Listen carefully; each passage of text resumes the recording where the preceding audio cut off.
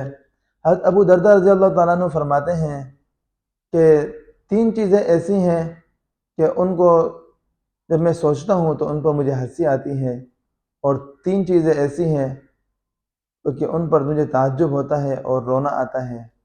وہ 3 چیزیں کہ جن پر مجھے ہنسی آتی ہے اور میں ان پر تعجباً ہنستا ہوں، ان میں سے پہلی چیز دنیا کا طالب۔ کیا مطلب دنیا کا طالب؟ کہ موت اس کی طالب ہے، انتظار میں ہے کہ اس کو قبر کی طرف جانا ہے، اللہ کی طرف جانا ہے، جہنم یا جنت کی طرف اس کا فیصلہ ہونا ہے، لیکن دنیا کا طالب ہے، آخرت سے بے خبر ہے، آخرت کی کوئی ٹینشن نہیں، جو ہوگی وہاں دیکھی جائے گی۔ میرے عزیزو، وہاں تو دیکھی نہیں جائے گی، دیکھی تو سب یہاں جائے گی، وہاں تو جو ہوگا وہ کیا جائے گا۔ اگر یہ فیصلہ، یہ چیز اگر ذہن میں ہو کہ وہاں جو ہوگا دیکھا جائے گا، تو میرے عزیزو وہاں دیکھنے کا موقع نہیں ہوگا۔ ربنا اخرجنا منها فإن عدنا، تو کہے گا یا اللہ ہمیں دوبارہ ایک دفعہ زندگی دے دو، دوبارہ ہمیں یہاں سے نکال کر دنیا کی زندگی کی طرف بھیج دو، تو وہاں سے دوبارہ لوٹنا نہیں۔ تو پہلی چیز کیا فرمایا؟ دنیا کا طالب، کہ دنیا کے اس میں لگا ہوا ہے، آخرت سے غافل ہے۔ دوسرے نمبر پر کہ وہ خود تو غافل ہے، خود تو غافل ہے، لیکن اس سے غفلت نہیں برتی جا رہی۔ کیا مطلب؟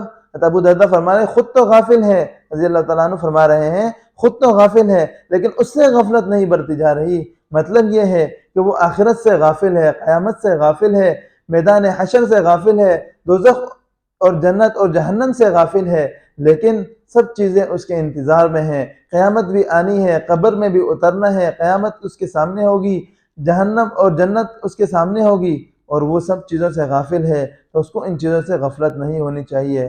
تیسرے نمبر پر فرمایا منہ کھول کھول کر ہنس رہا ہے، اور یہ اس کو معلوم نہیں کہ اللہ اس سے ناراض ہے یا خوش ہے۔ میرے عزیزو، اللہ کے نبی صلی اللہ علیہ وسلم کے بارے میں صحابہ اکرام نے جو احادیث نقل کی ہیں، پیغمبر علیہ السلام کو کبھی بھی قہقہہ مارتے ہوئے ہنستا ہوا کسی صحابی نے نہیں دیکھا۔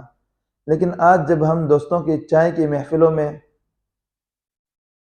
ہوٹلوں پر بیٹھے ہوتے ہیں تو ہماری کیا پوزیشن ہوتی ہے؟ نہ آخرت کی یاد، نہ موت کی فکر، وہ تو دور کی بات، جب ہم میت کو اٹھا کر قبرستان لے جاتے ہیں، وہاں سے نکلتے ہی ہم سب کچھ بھول جاتے ہیں۔ نہیں میرے عزیزو، بہت دھوکے میں پڑے ہوئے ہیں۔ یہ دنیا کی زندگی بہت زیادہ مختصر زندگی ہے۔ قیامت کی نشانیاں پیغمبر علیہ السلام نے ذکر کی ہیں، اگر انسان اس کو پڑھنا شروع کر دے تو تقریباً بہت کم نشانیاں ایسی ہوں گی جو ابھی پوری نہیں ہوئی، ہر نشانی آپ کو پوری ہوتی ہوئی نظر آئیں گی۔ بہرحال 3 چیزیں جس پر وہ کہتے ہیں مجھے رونا آیا، کہتے ہیں کہ دوستوں کی جدائی جو مجھے بہت رلاتی ہے۔ کیا مطلب؟ پیغمبر علیہ السلام کی جدائی، صحابہ اکرام کی جدائی، کہ ان کی جدائی پر مجھے بہت زیادہ رونا آتا ہے۔ دوسرے نمبر پر فرمایا موت کے وقت گھبراہٹ، کہ جب میں سوچتا ہوں کہ موت کی کیا سختی ہوگی تو مجھے بہت رونا آتا ہے۔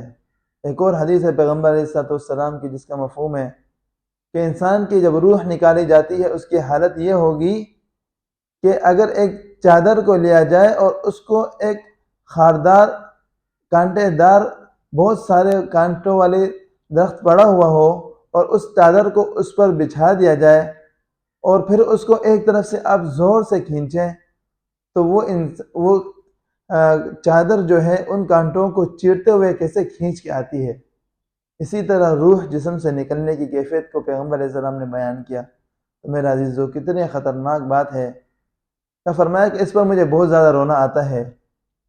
تیسرے نمبر پر فرمایا کہ رب کے سامنے قیام معلوم نہیں کہ میرا رب مجھے جنت کا حکم دیں گے یا جہنم کا۔